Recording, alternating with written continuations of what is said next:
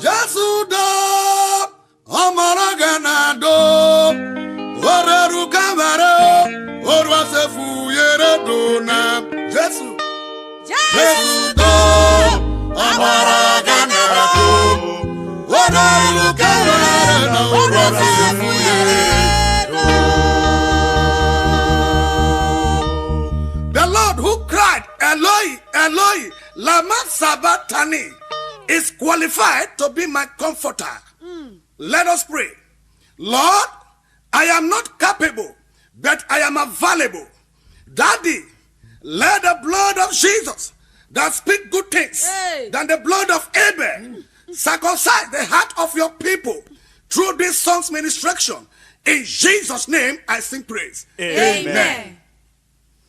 The difference between man and animal is knowledge. And the difference between you and others is the grace of God you are carrying. Listen, in Genesis 18 verse 14, the Bible says, Tane, is anything too hard for the Lord? If your answer is no, Philippians 1 verse 6 says, be confident and be sure of this. Tane, he who begins the good works in you will bring it to perfection. Your dreams will not die. Your plans will not fail. Your joy will not be once upon a time. And each day will bring you closer to the fullness of your destiny. My personal person, Solo Kings, and my beloved Ebruke and Ayobo, let us continue in Solo Kings All-Star Studios. And we need to thank God, because when a man is not grateful to God, he is not better than a great fool. Music.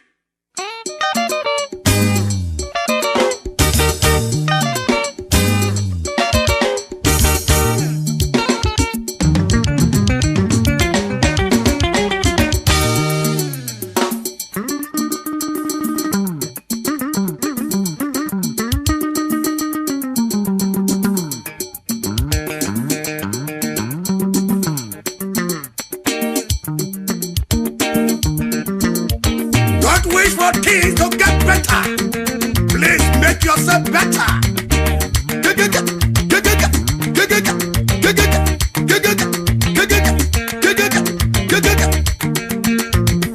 God whisper to us in our pleasures, speak to us in our conscience, and shout in our pains.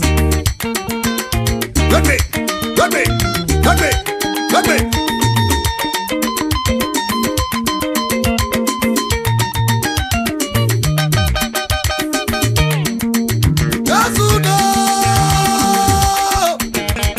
Glorious in holiness. Amara Gemado, Oreru Kamero, Masafu Yero, Nare.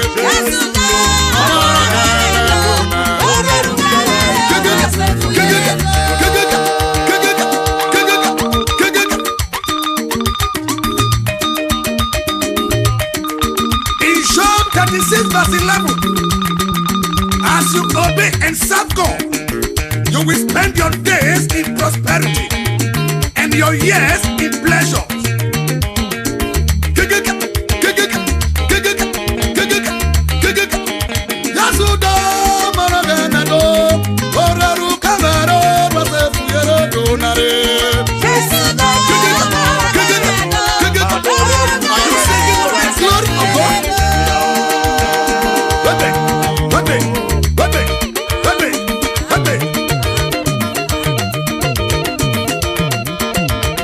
In the city of God, praises is the first priority. Yes. Listen, Paul and Silas located the formula, and the prison doors opened. Evangelist Mrs. Lizzie Abba, it is your turn.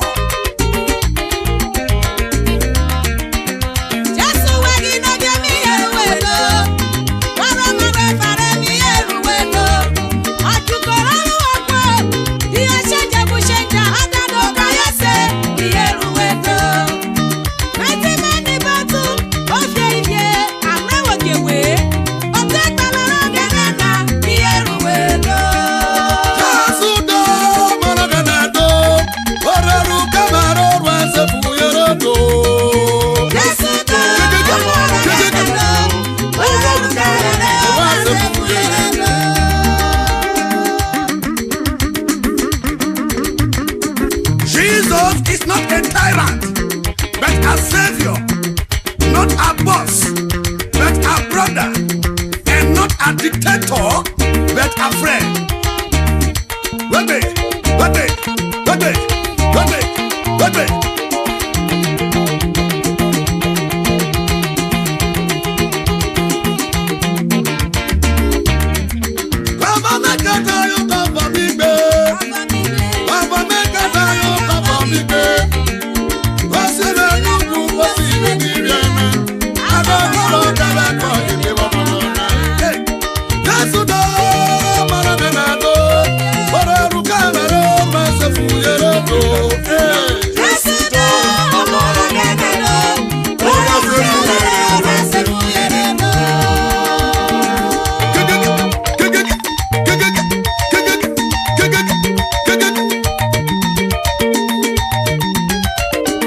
Evangelist Edio,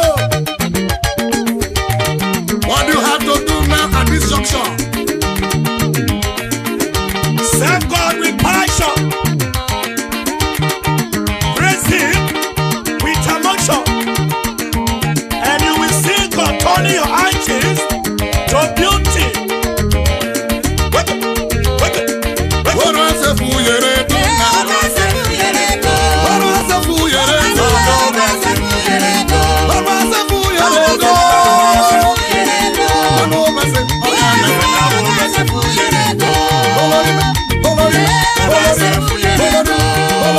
Follow